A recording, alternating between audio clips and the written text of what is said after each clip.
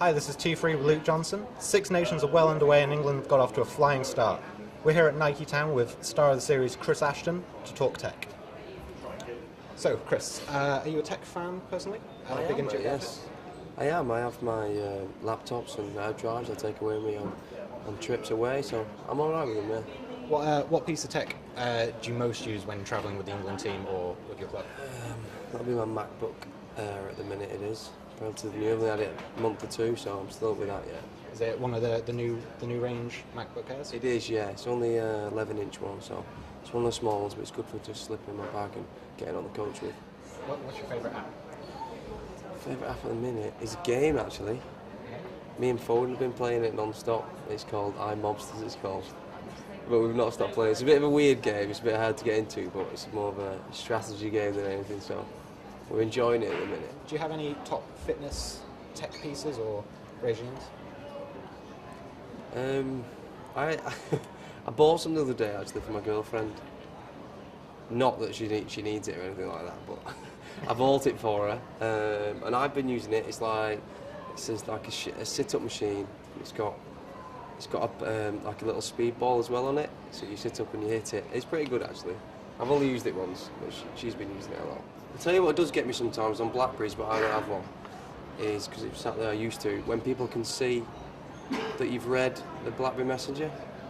Do you get that? It says delivered and read, so people know you've read it but you've not replied, so that used to get me a lot. Are you an iPad owner? I used to be, but I sold it. You sold it? You're not taken by it? No, couldn't watch what I wanted to watch on it.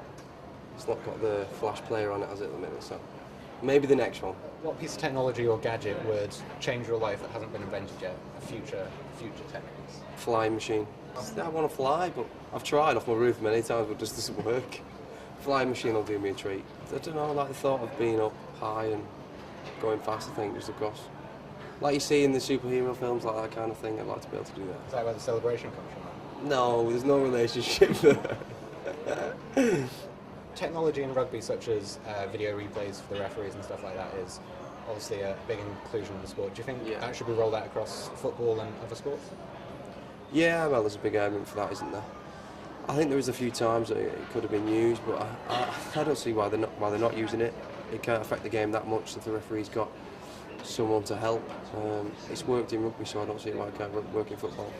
Have you ever been in a situation where one of the video replays have gone against you when you felt you'd scored? No, from my memory, they're pretty good, and it helps a lot, and they seem to get the calls right.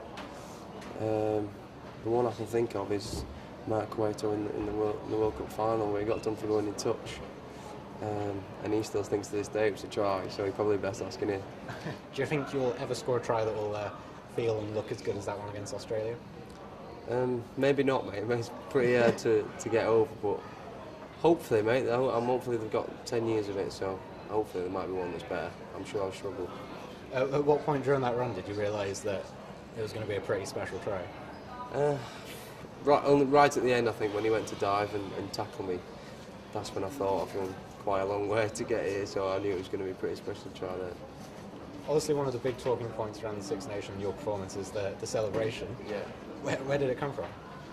It just came from excitement, really, of scoring at the Wales was the first time. Scoring for England is quite a massive honour, so it was just a bit of excitement and just kind of exploded over the line, and then it's carried on from there.